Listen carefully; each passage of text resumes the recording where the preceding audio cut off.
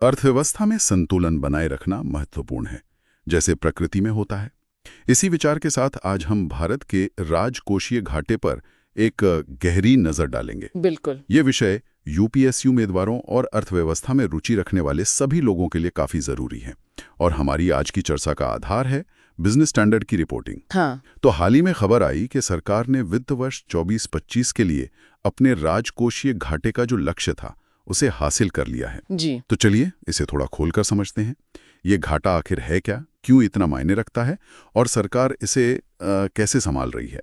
तो सबसे पहले बिल्कुल बुनियादी सवाल, ये राजकोषीय घाटा या फिस्कल डेफिसिट होता क्या है? देखिए, सरल शब्दों में अगर कहें तो ये एक वित्त वर्ष में सरकार का जो कुल खर्च होता है, हाँ, और उसकी जो कुल आमदनी होती है, मतलब उधार को छोड़कर, हाँ, उसके बीच का अंतर है। अच्छा, यानी सरकार जितना कमा रही है उससे ज्यादा खर्च कर रही है, तो उस अंतर को भरने के लिए उसे उधार लेना पड़ता है।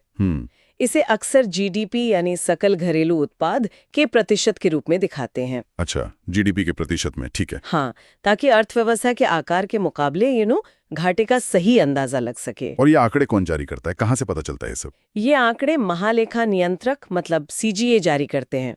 वो सरकार के खातों का पूरा हिसाब रखते हैं। ओके। और हाल के सीजे डेटा के हिसाब से वित्त वर्ष 24-25 में राजकोषीय घाटा जीडीपी का 4.8% रहा है। 4.8%? हाँ, जो कि करीब 15.77 लाख करोड़ बनता है।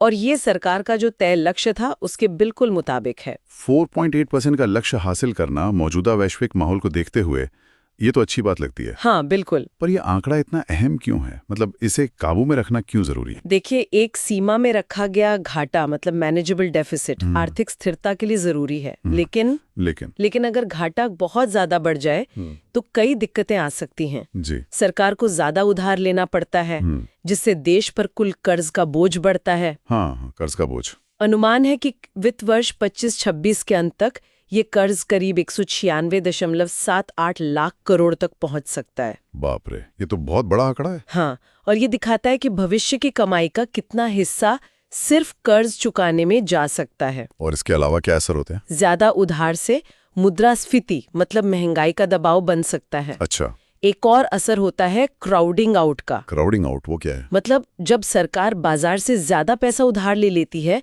तो निजी कंपनियों के लिए मतलब प्राइवेट सेक्टर के लिए निवेश करने हेतु कर्ज लेना या तो महंगा हो जाता है या मुश्किल। समझ गया। इससे तो फिर निवेश और विकास पर असर पड़ेगा। बिल्कुल, और ये निवेशकों के भरोसे को भी कमजोर करता है और फिर सरकार की जो क्षमता है विकास के कामों पर खर्च करने की वो भी सीमित हो जाती है। समझ गया। तो ये घाटा घटता बढ़ता क्यों रहता है? कौन सी मुख्य वजह है इसके पीछे? कई कारण हैं। सबसे पहला तो है सरकार की राजकोषीय नीति मतलब फिस्कल पॉलिसी। हाँ, टैक्स और खर्च के फैसले। हाँ, बिल्कुल। फिर आता है आर्थिक चक्र इकोनॉमिक साइकिल।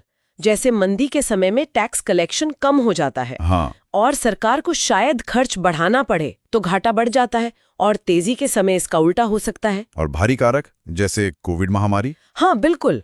अप्रत्याशित घटनाएं जैसे महामारी या कोई प्राकृतिक आपदा ये भी घाटे को एकदम से बढ़ा सकती हैं। टैक्स जमा करने की प्रक्रिया कितनी कुशल है मतलब टैक्स कलेक्शन एफिशिएंसी ये भी मायने रखती है। और वैश्विक हालात? हाँ, वो भी, जैसे अंतर्राष्ट्रीय बाजार में महंगाई या व्यापार की स्थिति में बदलाव, ये सब असर डालते हैं। तो इन सब चुनौतियों के बीच सरकार इस घाटे को संभालने के लिए क्या कर रही है?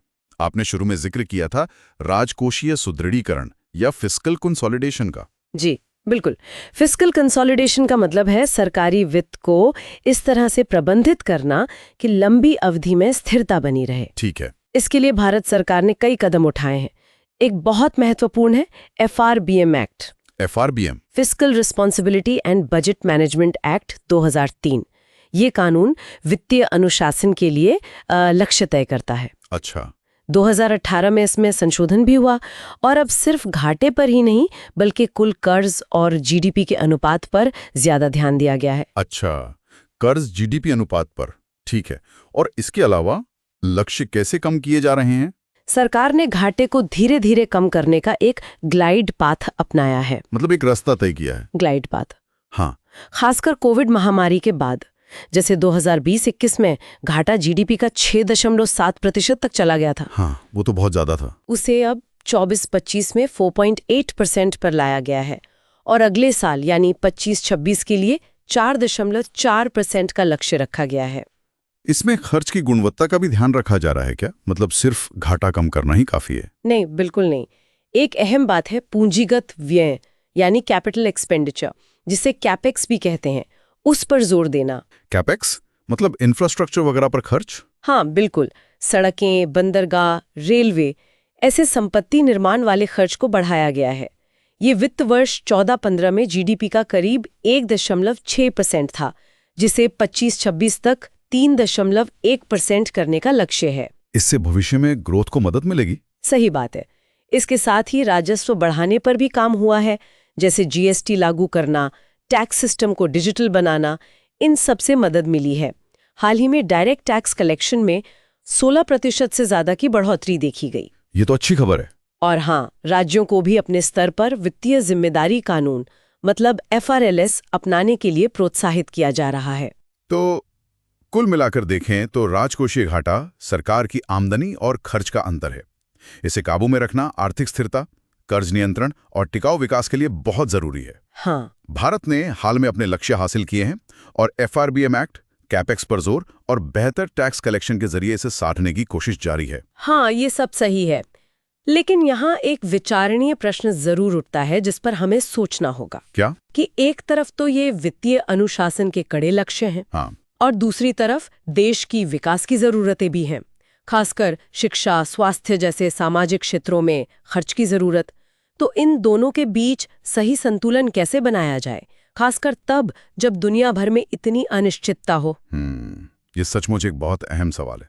संतुलन साधना हमेशा ही चुनौतीपूर्ण होता है।